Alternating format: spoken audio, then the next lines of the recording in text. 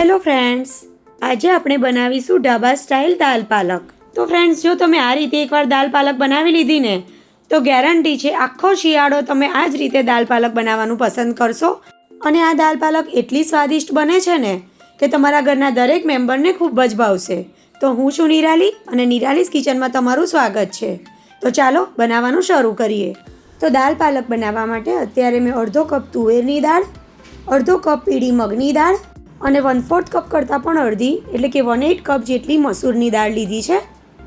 મસૂરની દાળ વધારે ઉમેરવાથી દાળ વધારે ઘટ થઈ જાય છે, એટલે એની ક્વોન્ટિટી ઓછી લેવાની છે.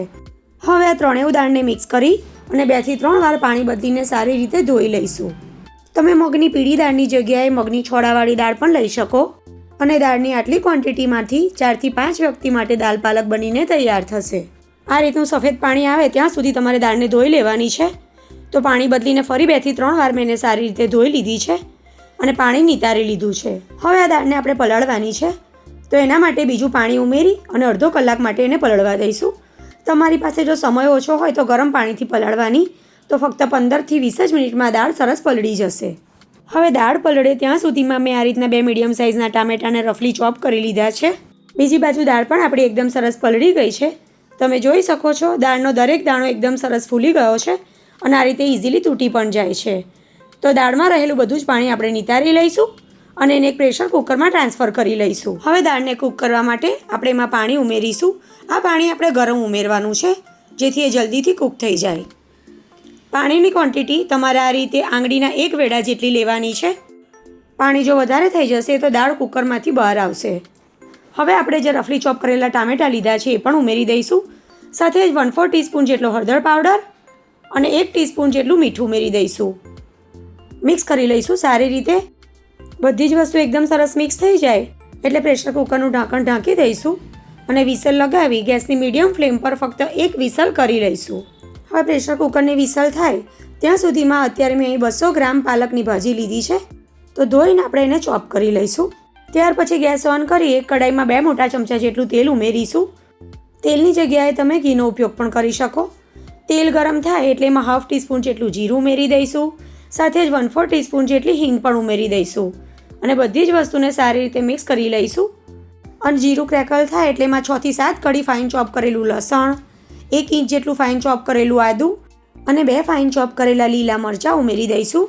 અને ગેસની સ્લો ફ્લેમ પર બધી જ વસ્તુને કચાશ જતી રહે ત્યાં સુધી સાંતળી લઈશું.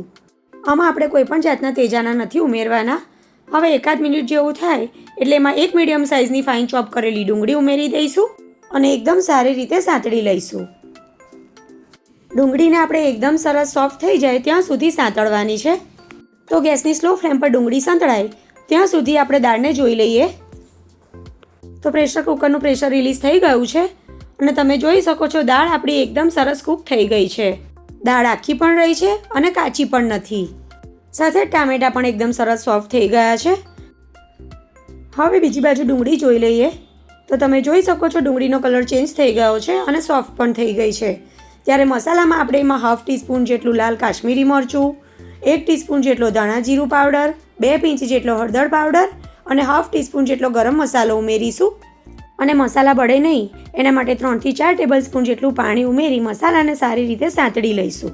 હળદર બહુ નથી ઉમેરવાની કારણ કે આપણે દાળ બાફતી વખતે પણ ઉમેરી છે અને આ દાળમાં બીજા વધારાના કોઈ પણ જાતના મસાલા ઉમેરવાની જરૂર નહીં પડે. આટલા જ મસાલામાંથી પણ દાળ એકદમ સરસ ટેસ્ટી બનીને તૈયાર થાય છે. હવે 1 થી 1.5 મિનિટમાં મસાલામાંથી તેલ સેપરેટ થવા લાગ્યું છે. ત્યારે આ સ્ટેજ પર આપણે એમાં ચોપ કરેલી પાલકની ભાજી ઉમેરી દઈશું. આ સ્ટેજ પર ગેસની ફ્લેમ મીડિયમ ટુ હાઈ કરી દેવાની અને પાલકને સારી રીતે સાંતળી લેવાની. અત્યારે તમને પાલકની ક્વોન્ટિટી વધારે લાગશે, પણ જેમ જેમ તમે એને સાંતળશો ને તેમ તેમ પાલક શ્રિંક થઈ જશે. તો 4 થી 5 મિનિટ જેટલો સમય થઈ ગયો અને તમે જોઈ શકો છો પાલક એકદમ શ્રિંક થઈ ગઈ છે અને એમાં બિલકુલ કચાશ નથી રહી. તો આ રીતે પાલક સંતળાઈ જાય અને સાઇડ્સ પરથી તેલ સેપરેટ થાય એટલે આ સ્ટેજ પર આપણે એમાં ઉમેરીશું દાળ. મિક્સ કરી લઈશું બરાબર. મિક્સ કરતાં દાળની કન્સિસ્ટન્સી મને વધારે થીક લાગે છે, તો કન્સિસ્ટન્સી સેટ કરવા માટે આપણે એમાં ગરમ પાણી ઉમેરીશું. બીજી બાજુ મેં ગરમ પાણી થવા મૂકી દીધું છે. તો જે કુકરમાં આપણે દાળ બોઇલ કરી હતી એ જ કુકરમાં મેં અડધો કપ જેટલું પાણી ગરમ કરી દીધું છે. ઉમેરી દઈશું અને બરાબર મિક્સ કરી લઈશું. અહીં દાળની કન્સિસ્ટન્સી તમારે જેવી પાતળી કે જાડી જોઈતી હોય એ પ્રમાણે તમારે પાણી ઉમેરી લેવાનું, પણ પાણી ગરમ ઉમેરવાનું, ઠંડુ નહીં ઉમેરવાનું. બરાબર મિક્સ કરી લેવાનું અને આ ટાઈમે તમારે દાળને ટેસ્ટ કરી લેવાની. મને અત્યારે મીઠું ઓછું લાગે છે તો 1/2 ટીસ્પૂન જેટલું મીઠું એમાં ઉમેરી રહી છું. મિક્સ કરી લઈએ બરાબર. હવે દાળને આપણે ગેસની સ્લો ફ્લેમ પર ફક્ત 3 થી 4 મિનિટ જ ઉકળવા દેવાની છે, બહુ વધારે નહીં ઉકાળવાની. મસૂરની દાળ ઉમેરી હોવાથી જો દાળને તમે વધારે ઉકાળશો ને તો દાળ વધારે થીક થઈ જશે. તો 3 થી 4 મિનિટ ઉકાળ્યા પછી ગેસને મેં બંધ કરી દીધો. હવે દાળના સ્વાદમાં અનેક ગણો વધારો થાય એવો વઘાર કરી લઈશું. તો એના માટે એક તડકા પેનમાં 2 ટેબલસ્પૂન જેટલું ઘી ગરમ કરીશું અને ઘી થોડું ગરમ થાય એટલે તરત જ એમાં 1 ટેબલસ્પૂન જેટલું ફાઇન ચોપ કરેલું લસણ ઉમેરી દઈશું. ગેસની સ્લો ફ્લેમ પર લસણને સારી રીતે સાંતળી લઈશું. ઘી બહુ વધારે ગરમ નહીં થવા દેવાનું, નહીં તો જે આપણે એમાં લસણ ઉમેર્યું છે એ જલ્દી બળી જશે. હવે લસણ જેવું જ એકદમ સરસ સંતળાઈ જાય અને એમાં રહેલી કચાશ દૂર થઈ જાય એટલે તરત જ 2 લાલ સૂકા મરચાં અને 1/2 ટીસ્પૂન જેટલું લાલ કાશ્મીરી મરચું ઉમેરી લઈશું, જેથી દાળનો કલર એકદમ સરસ આવે. મિક્સ કરી લઈએ બરાબર અને ગેસને બંધ કરી દઈએ અને તરત જ આ તૈયાર કરેલા વઘારને ગરમા ગરમ દાળ પર ઉમેરી દઈશું. થોડો વઘાર મેં ગાર્નિશિંગ માટે રહેવા દીધો છે. હવે આ દાળને આપણે ઢાંકીને 5 મિનિટ માટે રહેવા દેવાની છે, જેથી લસણનું એકદમ સરસ ફ્લેવર દાળમાં આવી જાય.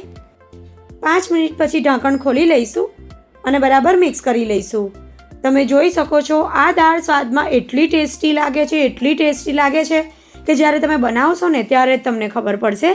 દાલ પાલક આપણે ઢાબા સ્ટાઇલ બનાવી છે તો સર્વિંગ પણ ઢાબા સ્ટાઇલ હોવું જોઈએ ને, તો એના માટે મેં આ રીતે એને બાલટીમાં સર્વ કરી છે, જેથી એ દેખાવમાં પણ એકદમ સરસ લાગે. આ દાલ પાલકને તમે મસાલા પુલાવ અથવા મકાઈ કે જુવારની રોટી સાથે ખાઓ, ખરેખર ખાવામાં ખૂબ જ સ્વાદિષ્ટ લાગે છે. તો બનાવજો અને મને કહેજો કે તમને આજની આ રેસીપી કેવી લાગી. અને જો રેસીપી સારી લાગે તો વિડીયોને લાઇક કરજો, શેર કરજો અને આવી જ બીજી નવી રેસીપી માટે નિરાલીસ કિચનને સબસ્ક્રાઈબ કરજો. તો ફરી મળીશું એક આવી જ નવી રેસીપી સાથે.